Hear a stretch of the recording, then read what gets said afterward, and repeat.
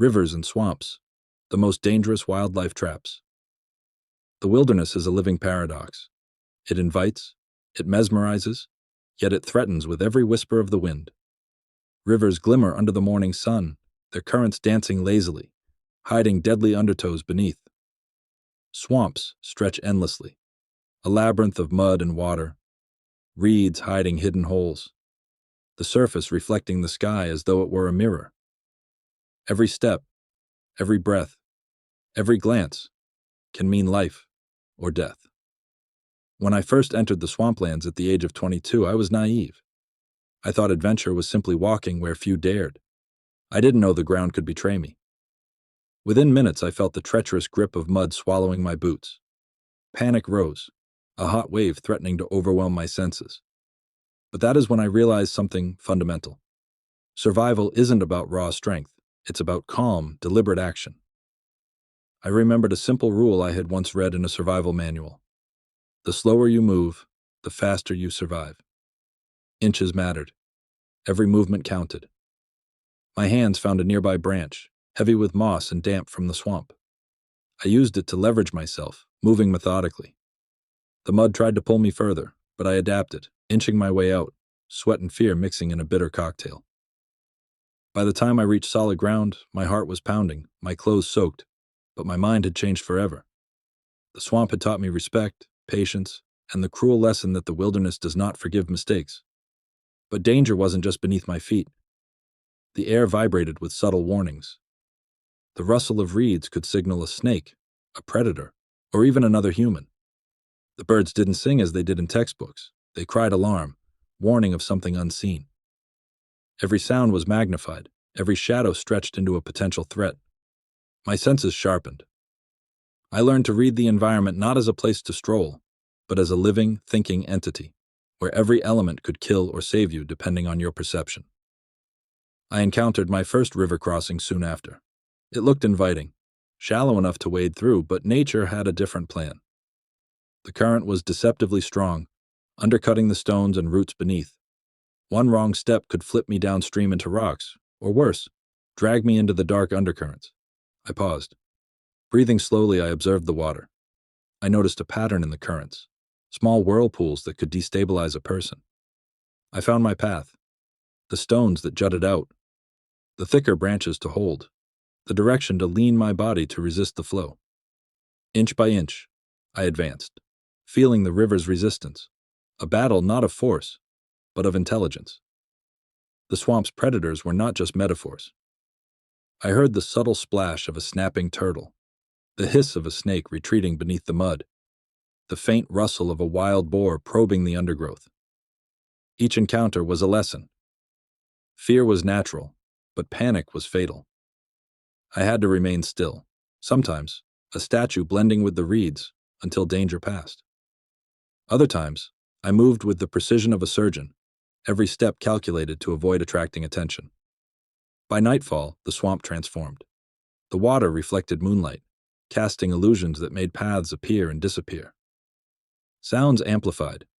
Frogs croaked in a chorus, insects buzzed relentlessly, and somewhere, the growl of a distant predator reminded me that I was not the master here. I built a shelter on a slight rise, elevated enough to avoid the water that threatened to creep over the flatlands. I collected firewood, aware that one spark could draw unwanted attention, yet fire was necessary to keep predators away and to maintain warmth.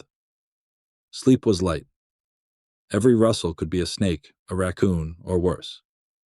Every movement in the water could signal danger. But I survived. And in those hours, lying under the stars, listening to the swamp's whispered secrets, I realized that survival in rivers and swamps is not a test of physical endurance alone.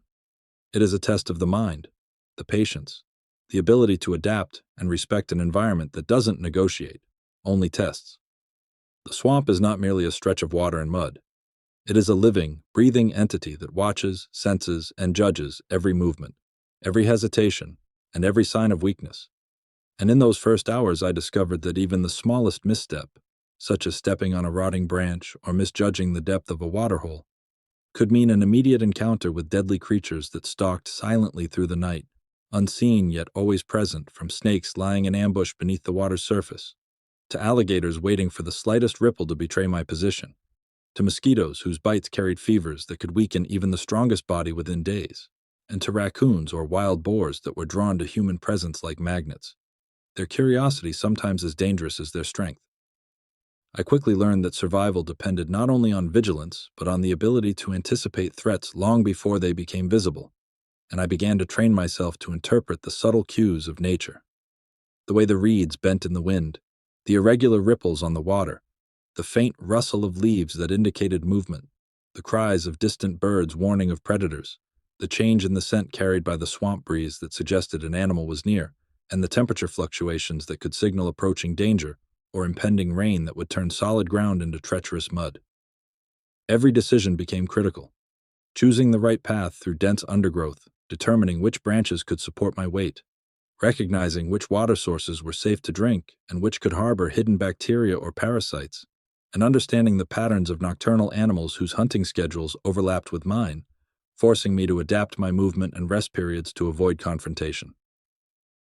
I constructed my makeshift shelter with painstaking care, selecting elevated ground that was not immediately visible from the swamp's edge, layering leaves and branches for insulation against the cold night air, and positioning small traps and noisemakers around the perimeter to detect movement, all while knowing that any scent, any misstep, any loud sound could attract a predator, whether animal or human, lurking in the shadows.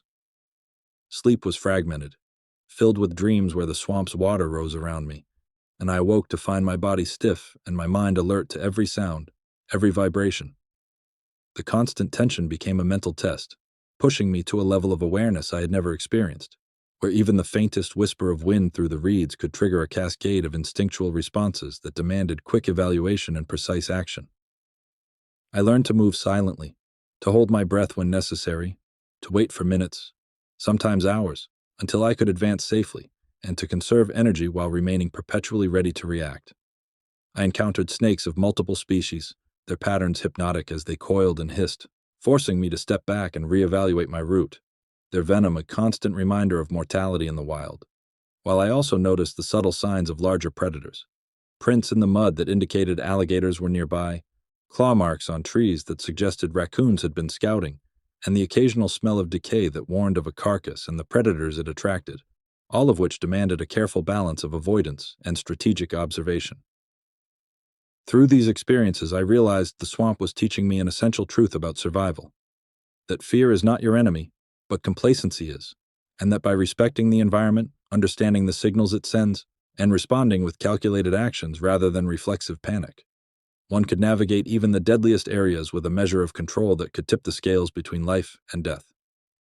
Rivers seem innocent from afar, a sparkling thread of water cutting through the wilderness, but up close they reveal themselves as treacherous, unpredictable forces, capable of sweeping a person away in moments, concealing jagged rocks beneath deceptively calm surfaces, hiding quicksand-like mudbanks that swallow boots and legs alike, and sheltering snakes, snapping turtles, or other predators that attack with lightning speed when provoked or surprised. And yet survival demanded crossing them repeatedly, forcing me to learn how to read water currents, recognize stable versus unstable footing, and improvise makeshift bridges or rafts with only the materials nature provided, all while knowing that fatigue, misjudgment, or haste could end the journey in seconds. The psychological toll of wading through icy water, where every movement sends shivers through muscles already taxed by hours of hiking, cannot be overstated, for the mind begins to hallucinate subtle ripples as movements, shadows as predators, and sounds as approaching threats, creating a constant internal battle between rational assessment and primal fear.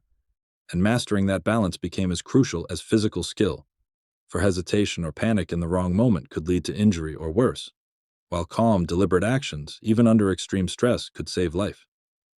I learned to observe the riverbank closely, noting the angles where water eroded soil and created sudden drops, spotting the subtle footprints of raccoons, foxes, or other animals that hinted at shallow areas safe to cross, and listening for the whispers of water against stones that indicated a change in depth or hidden obstacles. Each crossing was both a tactical maneuver and a mental exercise, reinforcing the principle that nature's traps often work not just physically but psychologically, as the uncertainty itself can sap energy and cloud judgment. Even after mastering basic crossings, I faced rivers swollen with recent rains, their current stronger than anticipated, pushing against legs and making every step a struggle against an invisible adversary that could, in seconds, knock one off balance, pull them into deep water, or smash them against submerged debris. Improvisation became essential, using sticks for balance, constructing temporary dams to divert water, reading the behavior of birds or insects to infer safe passages, and recognizing that sometimes the best choice is to wait, even at the cost of losing time, because patience and observation outweigh rash action in the deadly calculus of survival. By the end of Part 3, I had internalized a truth that would govern every encounter with the wild. Water is simultaneously life-giver and predator, and only by respecting its power, analyzing every subtle sign, and acting with a combination of patience, courage, and skill could one navigate it without succumbing to its hidden threats. The swamp does not sleep. It is alive at night with creatures whose senses are honed to perfection, waiting to exploit any weakness, and I quickly realized that nocturnal movement required a completely different strategy than daytime hiking. For predators, from snakes and alligators to raccoons, bobcats, and even stray dogs, detected far more than just sight. They sensed vibrations, changes in scent, temperature shifts, and the faintest sounds, meaning that every careless footstep, every snapped twig, every loud exhale could announce my presence and trigger an attack that would leave no room for error. I began to memorize animal behaviors, the way an alligator's back might ripple in shallow water, the subtle rustling pattern raccoons made when scouting food, the almost imperceptible hiss of venomous snakes as they coil in ambush, and the sharp cries of birds warning of aerial predators or terrestrial threats. Understanding these signals became a second language, a way to converse with the environment without speaking aloud, and it required complete mental immersion, forcing me to heighten every sense to a level that made ordinary movement feel like a high-stakes negotiation with death itself.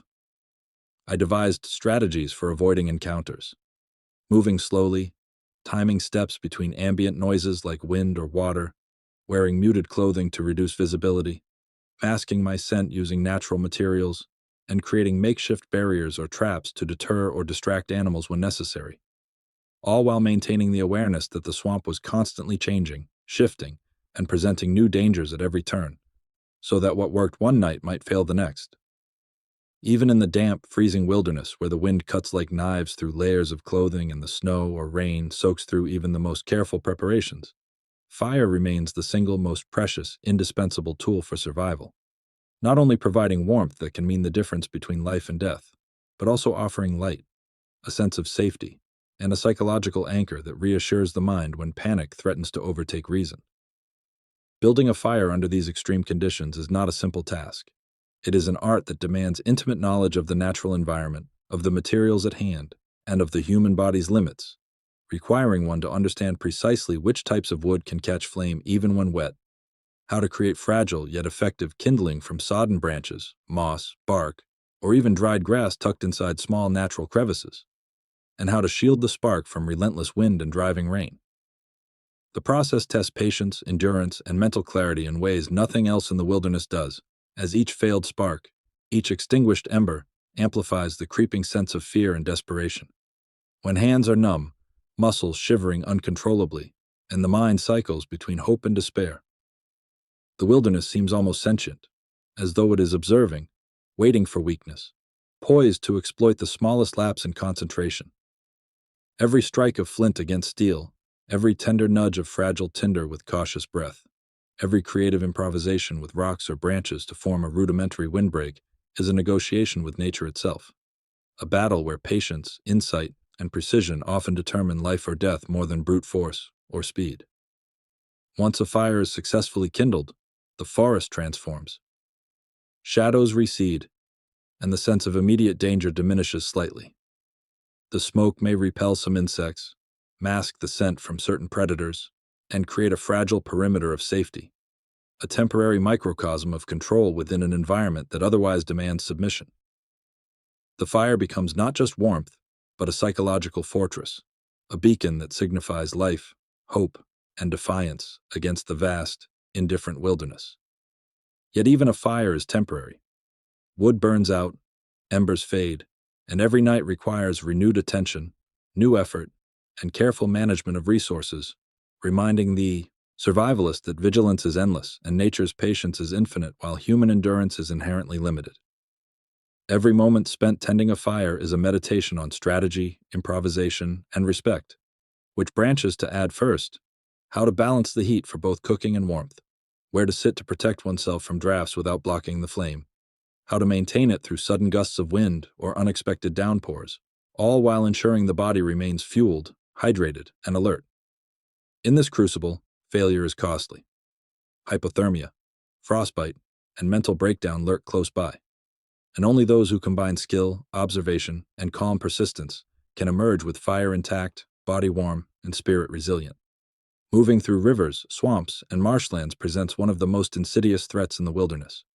Because unlike the obvious dangers of cliffs or predators, these watery labyrinths hide peril beneath deceptively calm surfaces. A step into a seemingly shallow puddle may conceal deep mud, rotting vegetation, or sudden drops that can swallow a person whole. The water may be freezing, and exposure can rapidly sap strength, sending shockwaves through the body that numb limbs and cloud judgment. Navigation is difficult. Compasses can mislead in certain magnetic anomalies, and landmarks shift with seasons and flooding. Every sound, every ripple of water can either indicate safety or signal an approaching threat. Snakes, alligators, or aggressive insects often inhabit the banks, while decomposing matter releases gases that can make the air heavy and dizzying.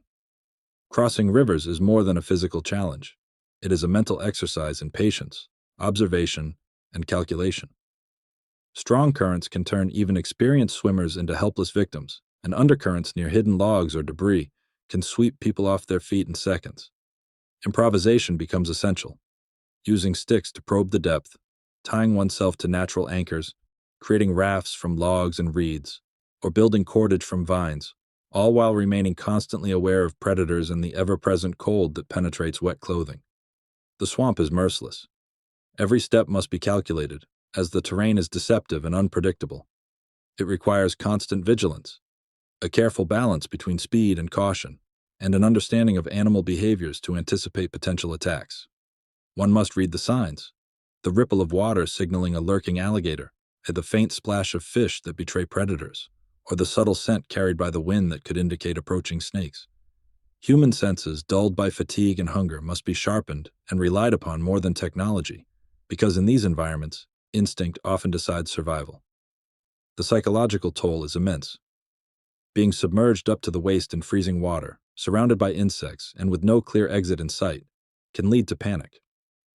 Panic is a death sentence. Only those who maintain composure, control breathing, and think in layers, where each movement is deliberate, each step a calculated risk, can hope to emerge with body and mind intact. Survival in rivers and swamps is a lesson in humility. The wilderness does not forgive mistakes, and the margin for error is almost non-existent. Moving through rivers, swamps, and marshlands presents one of the most insidious threats in the wilderness, because unlike the obvious dangers of cliffs or predators, these watery labyrinths hide peril beneath deceptively calm surfaces. A step into a seemingly shallow puddle may conceal deep mud, rotting vegetation, or sudden drops that can swallow a person whole. The water may be freezing, and exposure can rapidly sap strength, sending shockwaves through the body that numb limbs and cloud judgment. Navigation is difficult. Compasses can mislead in certain magnetic anomalies, and landmarks shift with seasons and flooding. Every sound, every ripple of water can either indicate safety or signal an approaching threat.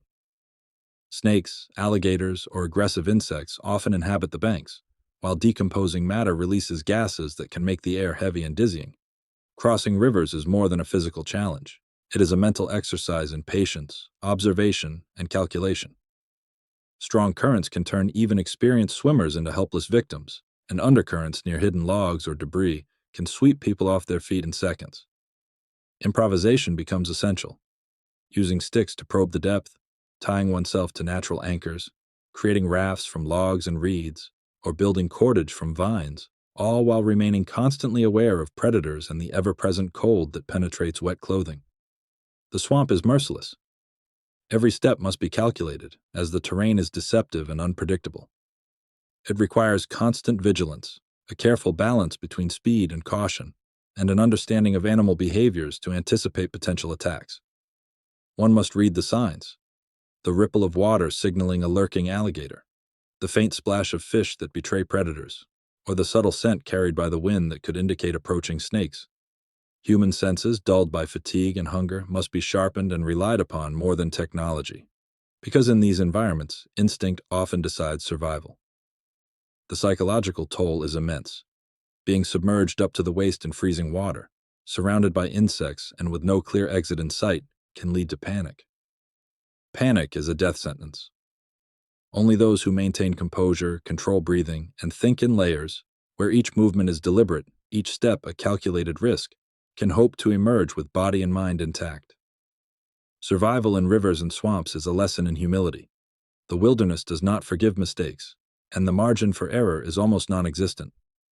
Hunger in the wilderness is an unrelenting, gnawing adversary that attacks not just the body but the mind, clouding judgment, slowing reaction times, and gradually eroding morale.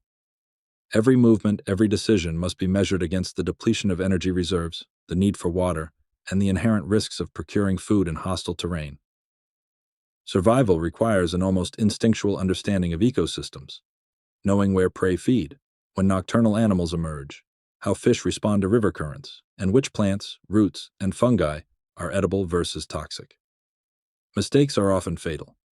A single misidentified berry or poisonous root can lead to gastrointestinal failure or death, while wasted energy chasing elusive prey can result in hypothermia or collapse.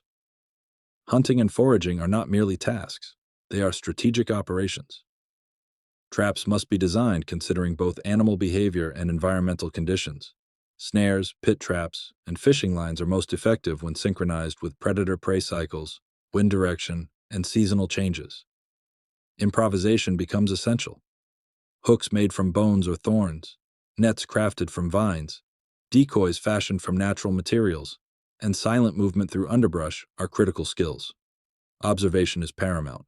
Recognizing subtle signs, broken twigs, footprints, disturbed soil, and water ripples can reveal prey presence or predator ambushes. The psychological toll of hunger is immense. Weakness, desperation, and the constant struggle for sustenance force humans to make choices between risk and necessity, weighing potential danger against the immediate need for calories. Resilience becomes as important as skill. Only those who can manage frustration, conserve energy, and maintain focus under constant stress can succeed in obtaining sufficient nourishment to survive. Hunger teaches lessons in patience, adaptability, and strategic thinking, where every morsel acquired represents not just sustenance, but triumph over an environment designed to challenge every instinct. Weather is a constant and unpredictable adversary, capable of turning a manageable situation into a life-threatening ordeal within moments. Sudden blizzards bury trails, rivers rise and engulf pathways, torrential rain transforms solid ground into treacherous mud, and heat waves sap strength faster than any predator. Survival demands not just physical endurance, but acute observational skills. Reading cloud formations, wind patterns, humidity, and temperature changes can provide early warning signs for storms, enabling preparation for shelter, resource conservation, and strategic positioning. Constructing shelter becomes a high-stakes art form. Branches, leaves, snow, and mud must be arranged to maximize insulation while minimizing visibility to predators. Snow caves, lean-tos, and improvised windbreaks must withstand wind, precipitation, and temperature fluctuations. Clothing, often inadequate in the wild, must be layered and maintained to preserve body heat, prevent frostbite, and avoid hypothermia. Even minor injuries, soaked feet, scrapes, or cuts, can escalate into critical threats under extreme weather conditions, as exposure magnifies pain and diminishes healing capacity. Water and nutrition management becomes a race against environmental factors. Boiling, filtration, and careful rationing are essential. Dehydration can kill faster than hunger. Extreme weather amplifies psychological stress. Fatigue, disorientation, and sensory deprivation challenge the mind to remain clear, alert, and strategic. Decision-making is paramount. Choosing whether to move, rest, or alter routes under duress can determine survival outcomes. Each storm, each weather shift, teaches lessons in anticipation, planning, improvisation, and the unforgiving reality that nature acts on its own timetable, unconcerned with human convenience or expectation. While physical survival is crucial, the mind often determines whether the body lives or dies. Isolation, darkness, hunger, and constant threat combine to challenge human psychological endurance. Anxiety, hallucinations, and panic attacks are natural responses to extreme stress, but they can accelerate injury, exhaustion, and death if left unchecked. Developing mental discipline, routines, and coping strategies is essential. Marking territory, lighting fires at consistent times, rationing food meticulously, and maintaining a structured day can stabilize mood and cognitive function. Fear is an indispensable tool when harnessed properly. Acute awareness, rapid threat assessment, and instinctive decision-making arise from fear, yet over-reliance leads to paralysis and errors. Successful wilderness survivors convert fear into strategic advantage, using it to anticipate predators, avoid hazards, and sustain vigilance.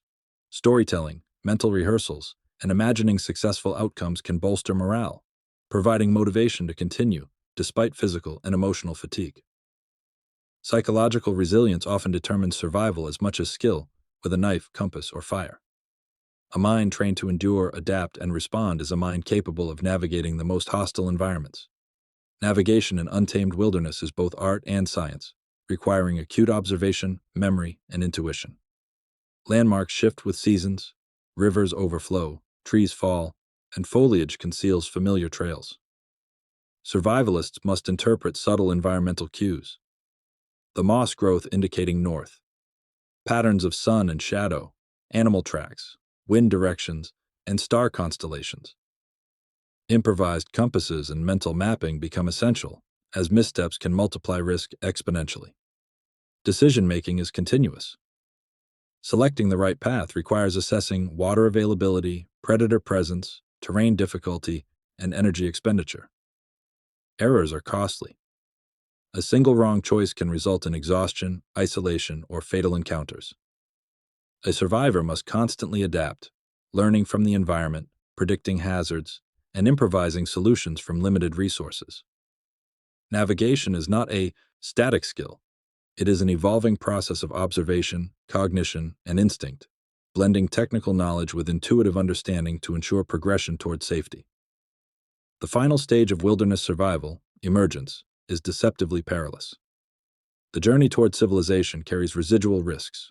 Roads, rivers, or human settlements may present dangers if navigated without caution. Yet psychological transformation occurs here. Individuals who survive extreme conditions carry acquired resilience, heightened perception, and profound respect for nature's unpredictability. Every challenge faced, the relentless predators, starvation, weather extremes, isolation, imprints lessons in patience, observation, and adaptability. Survival is not simply a physical act. It is a complex interplay of strategy, endurance, and psychological mastery. Emerging from the wilderness is a triumph, not just of skill but of the human spirit, carrying forward the indelible understanding that life depends on vigilance, resourcefulness, and courage. Survivors return fundamentally changed, with awareness honed to the subtle cues of environment and instinct, forever marked by the lessons learned in extreme, unforgiving landscapes, unforgiving landscapes, unforgiving landscapes, unforgiving landscapes.